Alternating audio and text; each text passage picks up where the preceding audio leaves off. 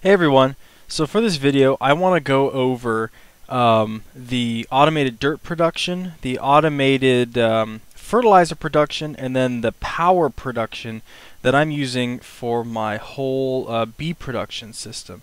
So stick with me and I hope you enjoy it. Alright, so first things first, we'll be heading downstairs to go look at that stuff. So, if we go back here and go around the automated frame machine and look at this guy right here, this is my automated soil production. So the system that I'm using for this is from my tree farm. Since I'm using giant fir trees that have lots and lots and lots of leaf blocks, I get lots of saplings from them. And in order to use up those saplings, I am converting them into dirt. And then the dirt is then pumped back into the tree farm in order to grow more trees. So I think it's really cool when I'm playing with systems and I can close the loop like that. I can make it a closed system. I think that's really cool. Anyway, so the way this works is it's pretty simple. Like I said in my previous video, all the wood and saplings and sand that is generated at the tree farm gets sent back to my home base where they go through an item sorting system. The saplings are then stored in a barrel just as the wood is to give me a very large buffer in case I need it. And then as I have space, the saplings are pulled out and then sent through this through a tesseract and then into this tesseract so that I can then use them in the system. Right now, all my dirt supplies are full, so I don't need any more, but so it won't be running, but you can see it and we can hope. Anyway, so what happens is we have the tesseract and a iron AND gate, and the way that this is the setup that you use if you don't want the AND gate to spit items on the floor. And so it slows it down significantly, but it keeps it keeps it in more control. So you say pipe empty, energy pulsar, space in inventory, energy pulsar. So if there isn't an item in the pipe and there's space for an item to go in here, then it will send it'll pull out one item, and then as soon as that item enters the pipe, then the AND conditional is broken, and then the gate shuts off, so it'll just put in one, and then it'll put in another, and it'll just keep doing that. And then in here are my saplings.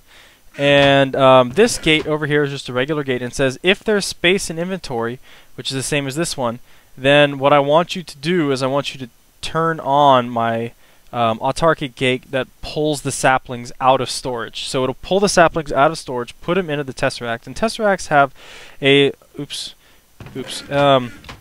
a small amount of internal inventory, but it's not huge. So but doing it this way, it keeps me from overflowing that internal inventory, and then this picks up the rest.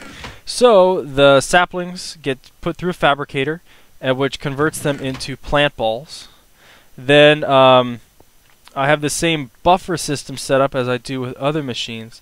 So this right here is a pulverizer, and then if you grind up a plant ball, it turns it into dirt.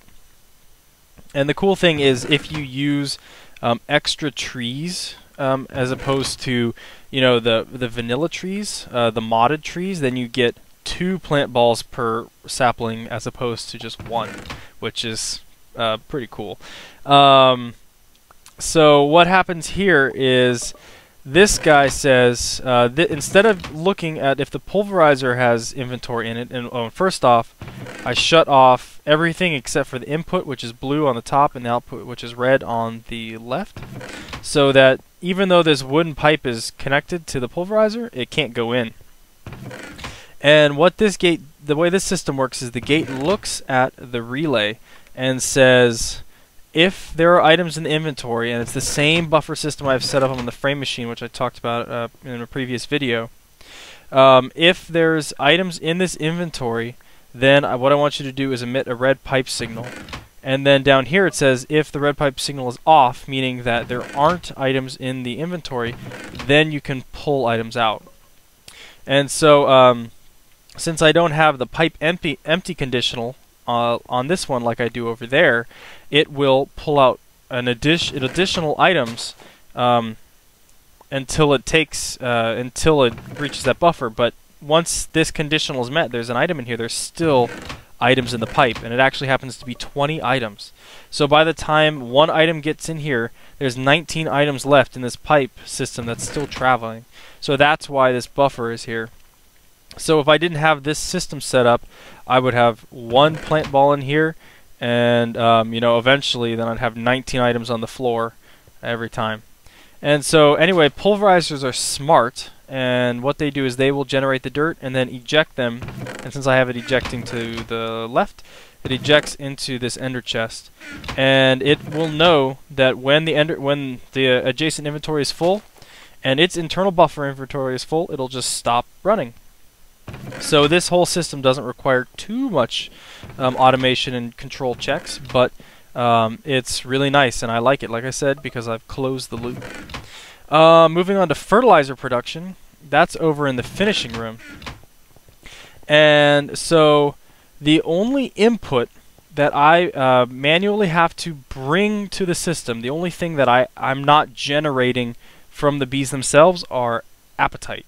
And so that is, so basically what I'm doing is I'm converting apatite into iridium, or apatite into diamonds, or apatite into emeralds, which I just think is absolutely awesome. And then if I run, I have tons and tons of stacks of apatite, and the way that I have this fertilizer machine set up is that it will stretch that apatite even further.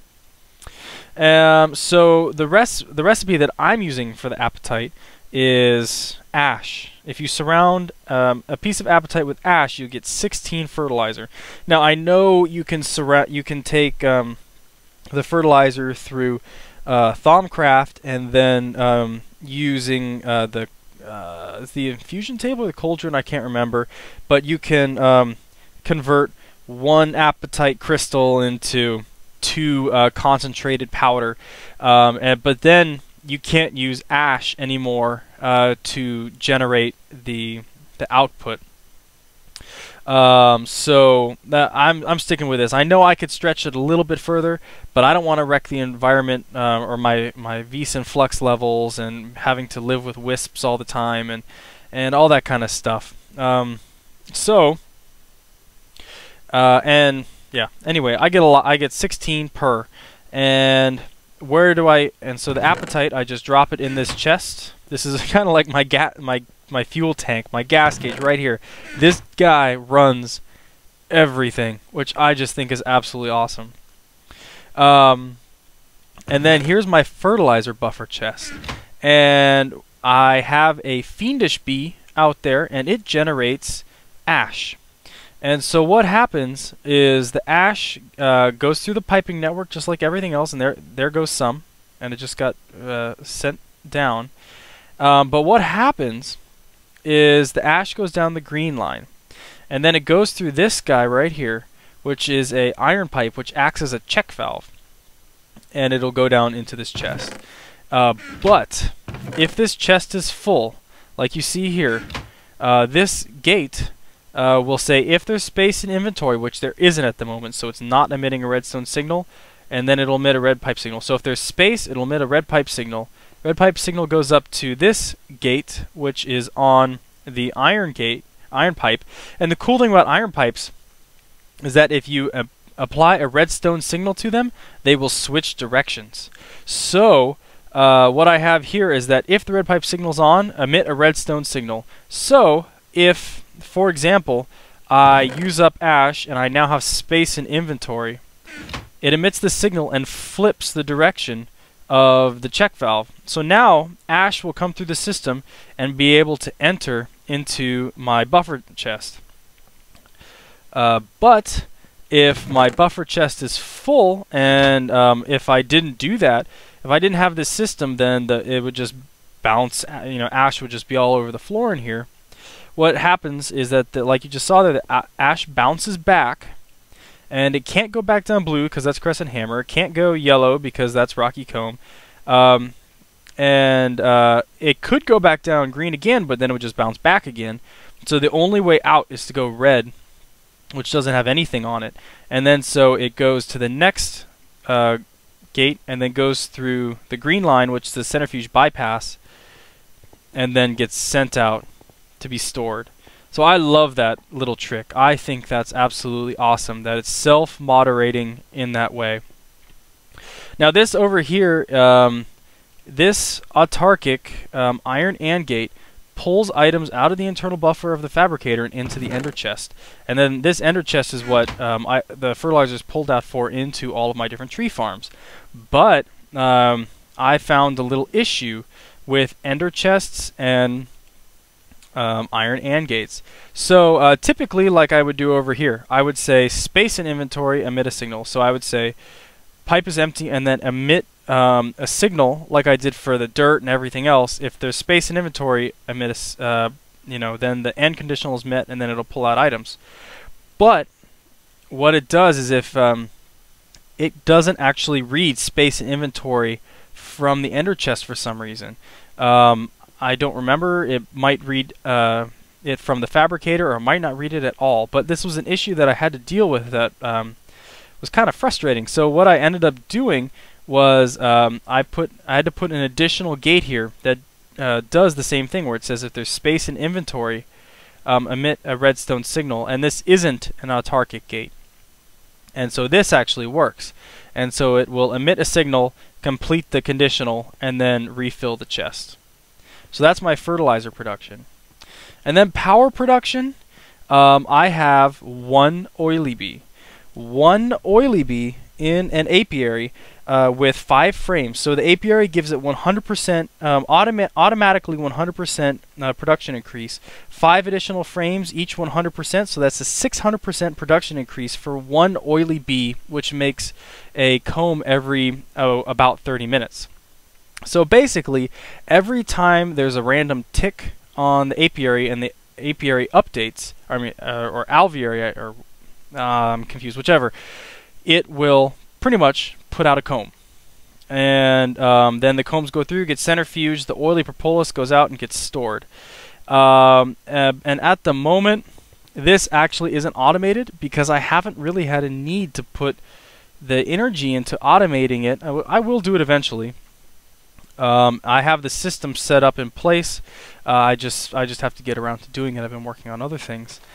But what I do is I come over here and I pull out a couple oily propolis, and then I drop them in this squeezer right here. And then, yeah, so all this over here, ignore that. This was part of an older system that I've left because I might reinstall it, but it's not useful at the moment. And then it pulls the oil out, runs it through a refinery, and then puts it into a buffer iron tank. One thing to note about when you squeeze the oily propolis is that you have a chance of getting a regular propolis. So I have an autarkic gate that will pull them out and then just void them, because I have so many of them over there I don't even care about trying to get them back into the system. So the fuel lasts a really, really long time in boilers, and so I have 2 high pressure liquid fueled steam boilers. One of them is here at this base, and then the other one is connected with this liquid tesseract back at my home base where I have all my other stuff and my sorting machine and such.